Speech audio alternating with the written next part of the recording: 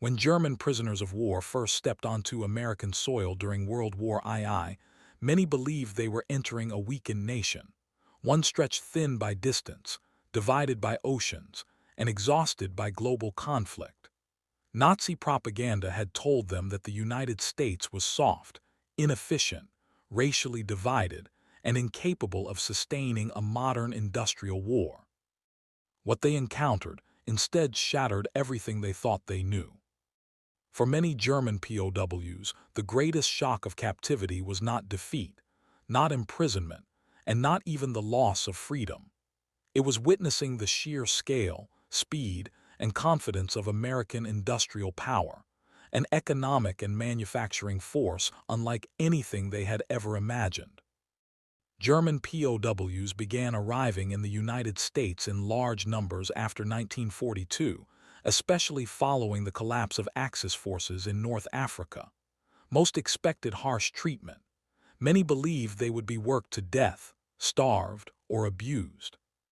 Instead, they were fed well, housed in orderly camps, and treated according to the Geneva Convention, often better than they had been treated in their own army. But it wasn't kindness that unsettled them most. It was abundance. As trains carried POWs across the American interior, guards noticed something strange. German prisoners stared silently out the windows for hours. They watched endless rail yards filled with locomotives, miles of factories belching smoke, highways packed with trucks, and cities glowing at night with electricity. To men raised in bombed-out Europe, it looked unreal. Some POWs assumed these scenes were staged, carefully chosen routes designed to deceive them. Others believed the war effort had temporarily drained civilian life, and that shortages must exist somewhere. They were wrong. One of the most common reactions recorded in POW diaries was disbelief at American factories. German soldiers were accustomed to precision engineering but limited production. German factories were efficient but fragile. They relied on skilled labor, small production runs, and careful craftsmanship. Bombing raids crippled them quickly. American factories were different.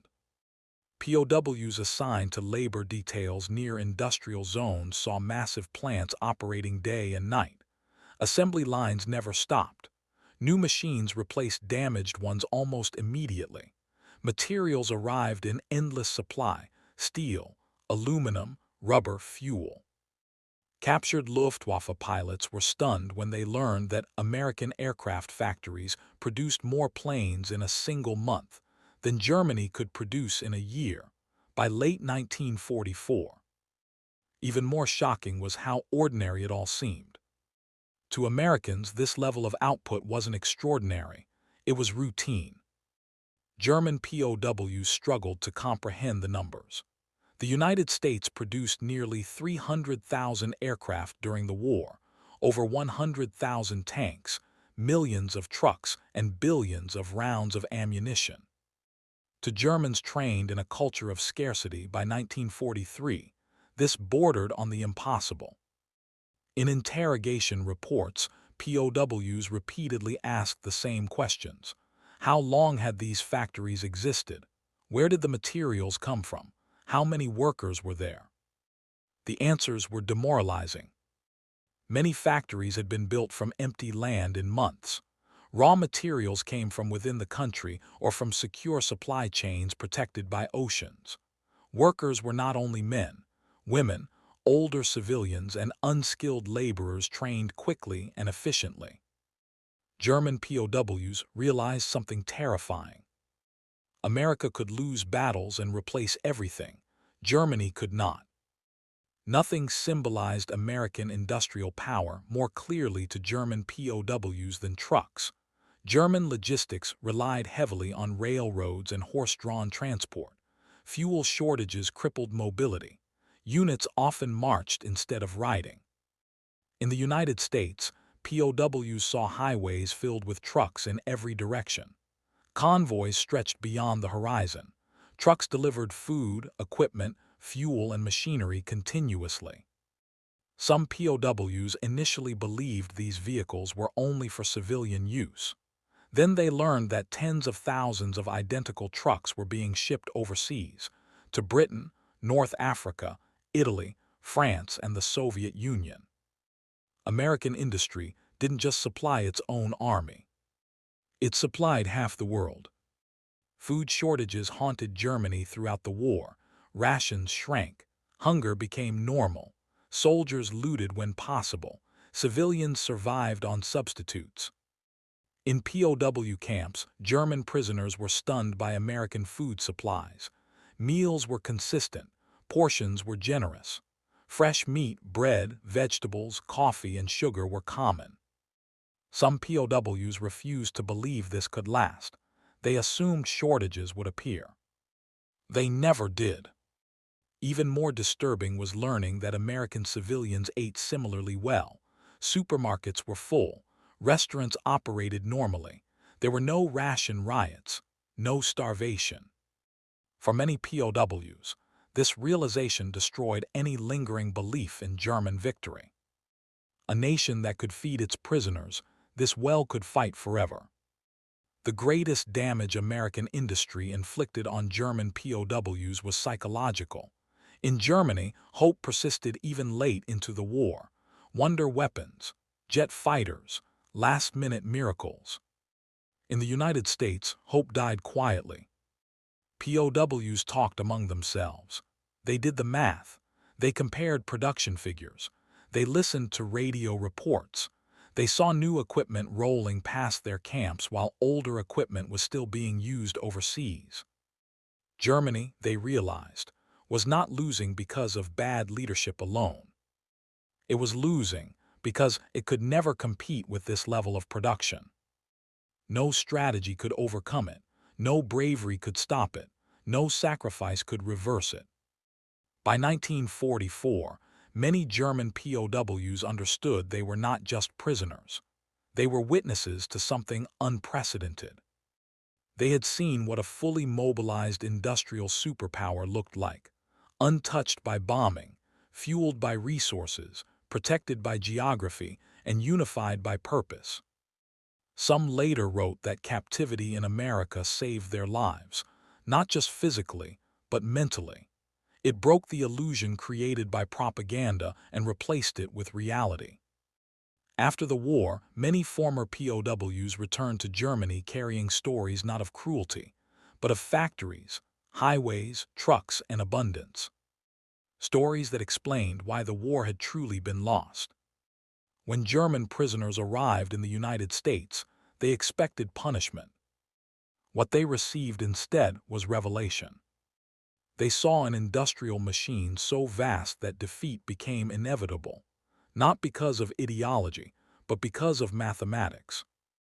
World War II was decided not only on battlefields, but in factories, rail yards, and assembly lines. And for German POWs, the war was truly over the moment they understood one simple truth. You cannot defeat a nation that can build faster than you can destroy. For many German prisoners, this realization did not come all at once. It settled slowly. Day by day, observation by observation. Each train that passed their camp carrying tanks or trucks. Each convoy that rolled down nearby roads without interruption. Each new factory that seemed to appear where empty land had existed only weeks before. The scale was impossible to ignore. Some POWs tried to rationalize what they were seeing. They told themselves that America must be exhausting its reserves, that this pace could not be sustained. Surely the factories would slow. Surely shortages would emerge. Surely civilian morale would crack. But weeks turned into months and nothing slowed. Instead, production increased. American industry did not surge and collapse. It stabilized, optimized, and expanded. Processes improved. Output rose. Waste decreased. Everything became faster, larger, and more efficient. German POWs who worked on farms or in workshops saw this same pattern everywhere. Equipment was modern. Tools were plentiful. Spare parts were always available. If something broke, it was replaced, not repaired endlessly like in Germany. This abundance was not reckless, it was systematic. And that was perhaps the most unsettling part. The United States was not straining to fight the war, it was organizing itself to win it. Many POWs began comparing this reality to their memories of home. Letters smuggled into camps or received through official channels spoke of bombing raids, destroyed cities, missing food, and endless shortages. Parents described ration cards. Wives described long lines. Children described hunger. The contrast was brutal. In America, lights stayed on at night. Factories glowed against the dark. Trains ran on time. Fuel was plentiful. Food was steady. Germany, by contrast, was shrinking. Some POWs admitted privately that they felt a strange mixture of shame and relief. Shame that they had believed the propaganda for so long. Relief that the war would eventually end, because now it clearly had to. The belief in a negotiated peace faded. The idea of a miracle weapon faded. Even the hope of simply outlasting the enemy disappeared. You cannot outlast an economy that grows stronger the longer the war continues. For many German soldiers, this was the first time they truly understood what modern war had become. It was no longer about individual bravery or tactical genius alone.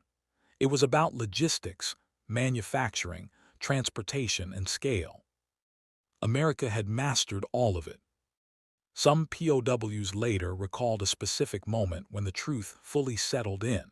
It might have been seeing hundreds of brand-new aircraft parked wingtip to wingtip, or watching entire tank units loaded onto trains without delay, or realizing that the equipment being produced was not just replacing losses, but exceeding them.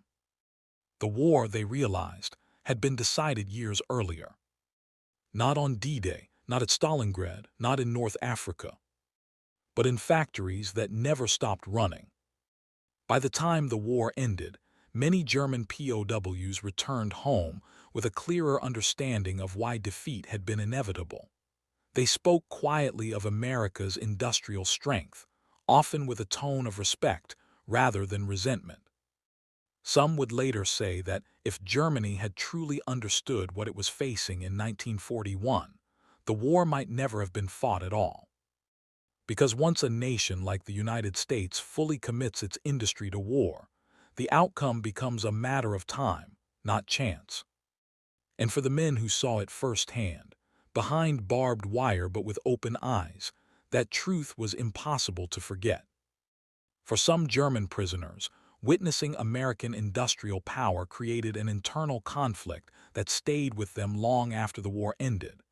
They had been trained to believe that sacrifice and discipline alone could overcome material disadvantage. That belief had been drilled into them from the first day of service. Endurance, they were told, would decide everything. But endurance meant little when faced with inexhaustible supply. As months passed, POWs noticed that American production was not reactive, it was anticipatory. Equipment was built and stockpiled before it was urgently needed. Entire categories of weapons appeared in quantities that suggested planners were already thinking years ahead. There was no sense of desperation in American industry, no frantic improvisation. Everything felt deliberate. Some POWs were allowed to read American newspapers. Others overheard guards discussing production targets casually, as if the numbers were unremarkable. To German soldiers accustomed to secrecy and fear around shortages, this openness was unsettling. There was no attempt to hide the truth. America did not need to. The prisoners began to understand that the United States was fighting a different kind of war. While Germany struggled to keep its army equipped, America focused on overwhelming excess. Not just enough tanks, but far more than necessary. Not just enough planes, but thousands in reserve. Losses were expected and already accounted for. This realization changed how many POWs viewed the future. Instead of imagining a return to a victorious homeland, they began preparing mentally for defeat and rebuilding. Conversations shifted from tactics and battles to survival and responsibility. Some questioned how they had ever believed victory was possible. Others wondered why their leaders had ignored such obvious realities. As the Allied armies pushed deeper into Europe, news filtered into the camps. Cities falling, armies retreating, supply lines collapsing. Each update aligned perfectly with what POWs had already concluded from their surroundings. The front was catching up to the factory floor. For many German prisoners, the war ended emotionally long before it ended officially. By the time surrender was announced, they were no longer shocked. They were resigned. What remained with them was not bitterness, but clarity. They had seen the true engine of modern warfare. Not ideology, not speeches, not heroism alone, but production. The ability to build, transport, feed, and replace at a scale that made resistance mathematically impossible. Years later, former POWs would describe America not as cruel or vindictive, but as overwhelming.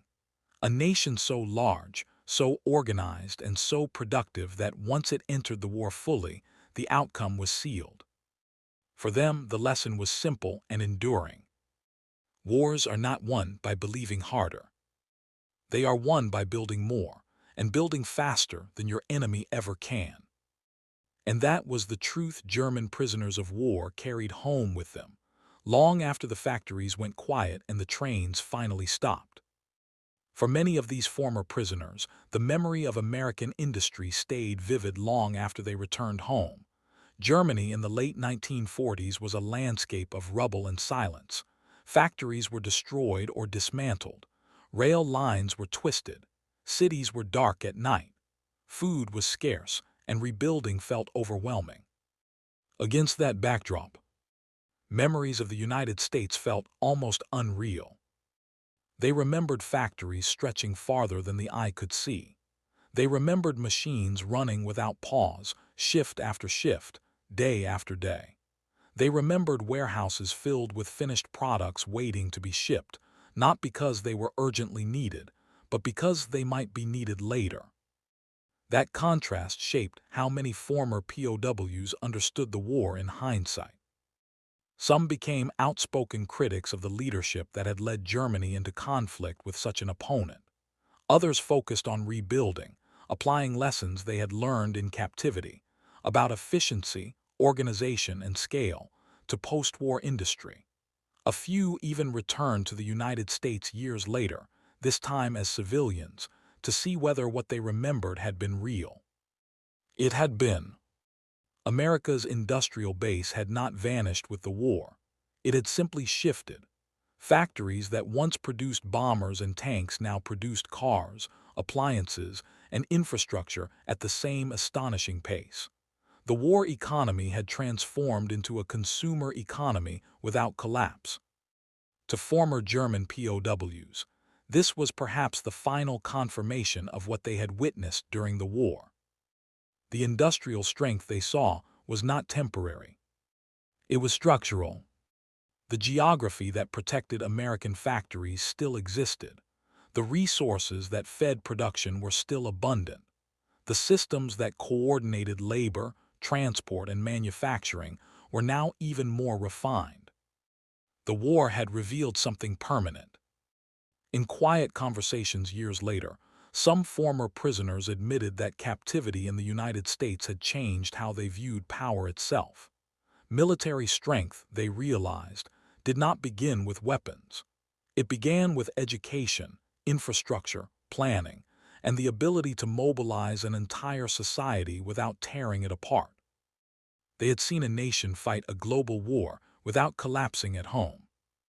That realization influenced a generation. It shaped how post-war Germany rebuilt its economy. It influenced cooperation rather than confrontation. It reinforced the idea that modern conflicts were decided long before the first shots were fired.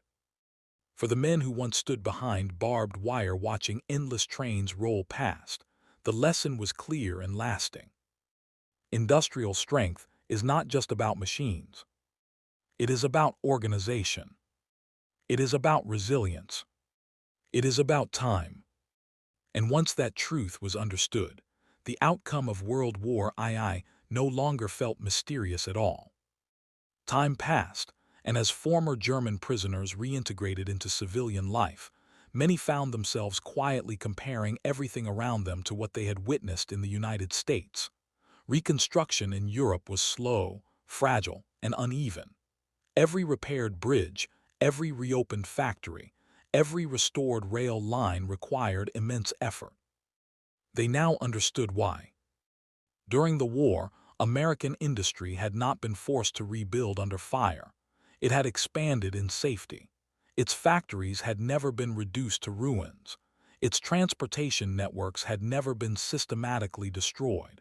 Its workforce had never been displaced on a massive scale. This, too, had been part of the equation. The prisoners had seen how geography shaped destiny. Oceans had acted as walls. Distance had become protection. While Europe burned, American industry refined itself. While Germany diverted resources to defense and repair, the United States invested everything into growth. Some former POWs admitted that this realization was the most difficult to accept. It meant that no battlefield success could have compensated for such imbalance. Even if Germany had won decisive victories earlier in the war, the underlying disparity would have remained. The longer the war continued, the more inevitable the outcome became. In POW camps, there had been moments of quiet acceptance, conversations held late at night, away from guards, where men spoke honestly for the first time. They discussed how little they had truly known, how carefully information had been controlled, how optimism had been maintained long after reality had shifted.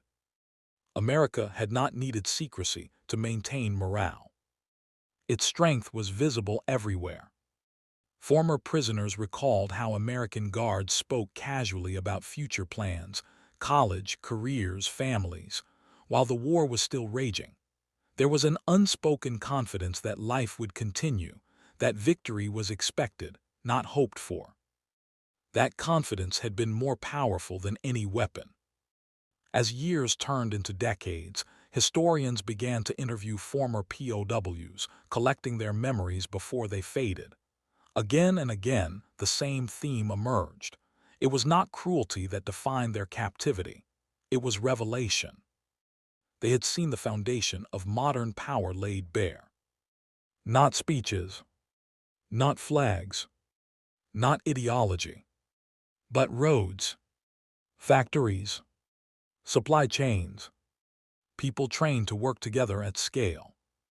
For many, this understanding reshaped how they taught their children about the war. They did not speak only of battles and commanders. They spoke of systems, of preparation, of the danger of underestimating an opponent whose strength lies not in aggression, but in capacity. The war had taught them humility, and perhaps that was its quietest legacy. Because when German prisoners of war arrived in the United States expecting punishment and despair, they instead encountered something far more disarming, a society that could absorb unimaginable strain without breaking, a nation that could outbuild destruction itself. And once that truth became clear, history followed inevitably in its wake. For some of these men, understanding America's industrial strength also forced them to reconsider responsibility. If defeat had been inevitable once such power was mobilized, then the decision to start the war carried an even greater weight. Several former POWs later admitted that captivity gave them the first space to think clearly, away from slogans and pressure. They began to ask questions they had never allowed themselves to ask before. Why had Germany chosen confrontation instead of caution? Why had leaders ignored economic reality in favor of ideological certainty? Why had warning signs been dismissed as weakness rather than wisdom? These were not questions easily answered, but the answers mattered. In the years after the war, many former prisoners became engineers, factory managers, teachers, and planners. What they had seen in the United States influenced how they approached rebuilding. Efficiency mattered. Coordination mattered. Long-term planning mattered more than short-term pride. They understood now that modern nations do not collapse only on the battlefield. They collapse when systems fail, when production cannot keep up with demand, when transport breaks down, when food and fuel become uncertain. America had avoided that fate entirely. The former POWs remembered how American industry absorbed loss without panic. When a ship was sunk, another replaced it. When aircraft were destroyed, more rolled off the line. When demand increased, capacity expanded. There was no single point of failure. That redundancy was power. It was also patience. Unlike Germany, which had gambled everything on rapid victory, the United States had prepared for a long war from the beginning. Time was not the enemy. Time was an ally. Every passing month strengthened American output while weakening its opponents. From behind barbed wire, German prisoners had watched time work against their homeland. They had seen how wars of attrition are not won by endurance alone, but by who can endure longer while growing stronger. America did not merely endure, it accumulated advantage. This realization stayed with them for life. Even decades later, when they watched new conflicts unfold elsewhere in the world, some former POWs recognized familiar patterns: overconfidence, underestimation, belief that willpower could substitute for capacity. They knew better. They had seen what happened when a nation mistakes resolve for resources. And so, the memory of American industry became more than a wartime observation. It became a warning passed quietly from one generation to the next, a reminder that strength is not always loud and power is not always immediate. Sometimes it is measured in assembly lines, freight cars, and the ability to keep building long after others are forced to stop. For the German prisoners who witnessed it firsthand, this lesson never faded. It followed them home, shaped their futures, and reframed their understanding of the war they had once believed in so completely. They had arrived in the United States as enemies. They left as witnesses to a reality that could not be denied. And that reality explained, more clearly than any battlefield map ever could, why the outcome of World War II had been sealed long before the final surrender. As memory softened the sharp edges of war, many former German prisoners found that what stayed with them was not fear or resentment, but perspective. Captivity in the United States had removed them from the noise of propaganda and placed them inside a system that functioned with quiet confidence. That experience lingered in ways they hadn't expected. They remembered how American industry did not depend on constant mobilization speeches or displays of force. There was no need to convince people that victory was possible. The evidence was everywhere. It rolled past on rail cars, rumbled along highways, and rose from factory floors in steady, measurable output. For men raised in a society increasingly defined by shortages, this stability was transformative. Some former POWs later reflected that the most powerful weapon they saw in America was predictability. Production targets were met, deliveries arrived on schedule, supplies did not disappear overnight. The system worked because it was designed to keep working, even under strain. This predictability created confidence, not just in the military, but across society. Workers trusted that their efforts mattered. Soldiers trusted that replacements and reinforcements would arrive. Civilians trusted that daily life would continue. Trust, they realized, was an industrial resource. Germany had lost that trust as the war dragged on. Promises had been broken, timelines had collapsed, shortages had spread. Faith in the system had eroded long before the front lines gave way. From behind barbed wire, the contrast was unmistakable. Some prisoners admitted that, had they seen this reality earlier, their willingness to fight might have been very different. not because they lacked courage, but because courage alone could not bridge the gap they now understood. In the United States, the war effort felt sustainable. In Germany, it had felt desperate.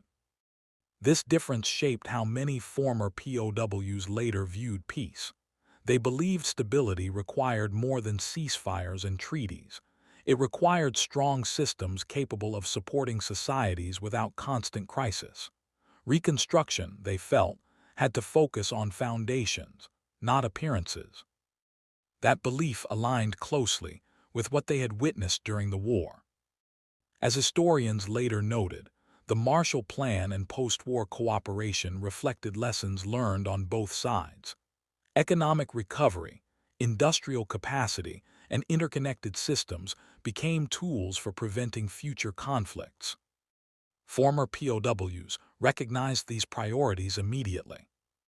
They had seen firsthand what happens when nations ignore economic reality and rely instead on momentum and ideology. They had lived through the consequences. And so, the memory of American industry remained with them not as a symbol of dominance, but as a lesson in endurance and restraint. Power, they learned, was most effective when it did not need to prove itself constantly. For the men who arrived in the United States as captives, the greatest shock was not imprisonment, but understanding. Understanding that the war had been decided by forces far larger than any individual soldier. Factories had spoken long before the guns fell silent. And once those machines had begun to turn without interruption, the outcome had become inevitable.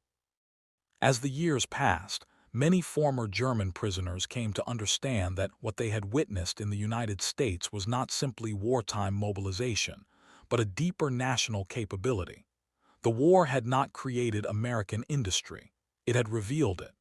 The systems already existed, waiting to be directed at a single purpose. That realization carried an uncomfortable implication.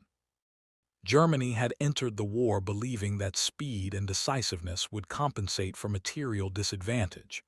Victory was supposed to come quickly, before industrial imbalance could matter. When that gamble failed, there was no fallback plan. America, by contrast, had prepared for time. Former POWs reflected on how slowly the United States had entered the conflict and how completely it had committed once it did. That patience, they realized, had been misunderstood as weakness. In reality, it was confidence. A nation certain of its capacity does not rush. Once mobilized, America did not need to chase victory. It allowed victory to accumulate. This understanding reshaped how many former prisoners viewed the concept of power itself. They no longer equated strength with aggression or dominance. Instead, they saw it in resilience, redundancy, and the ability to absorb shocks without losing momentum. They had seen factories damaged and replaced, supply routes disrupted and rerouted, labor shortages solved through training and organization. Problems were not hidden or denied, they were addressed methodically. There was no illusion of perfection, only constant adjustment. For men who had lived under a system that punished failure and concealed weakness, this openness was striking. In the United States, mistakes did not threaten the entire structure. The system was too large, too flexible, to collapse from individual setbacks. That flexibility, they realized, was decisive. As they aged, former POWs often struggled to explain this lesson to others. It was not dramatic.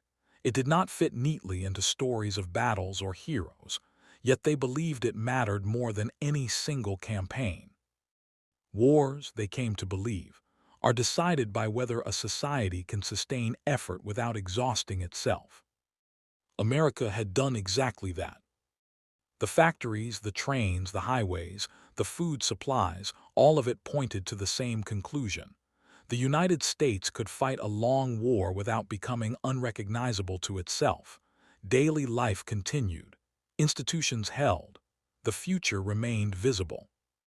Germany, by contrast, had consumed itself in the attempt to win quickly. For the prisoners who witnessed both realities, this contrast never faded. It became the lens through which they understood not only World War II, but the modern world that followed. And long after the war had ended, long after the camps were dismantled and the factories turned to peacetime work, that lesson remained quietly intact. Power, they had learned, does not announce itself. It simply endures.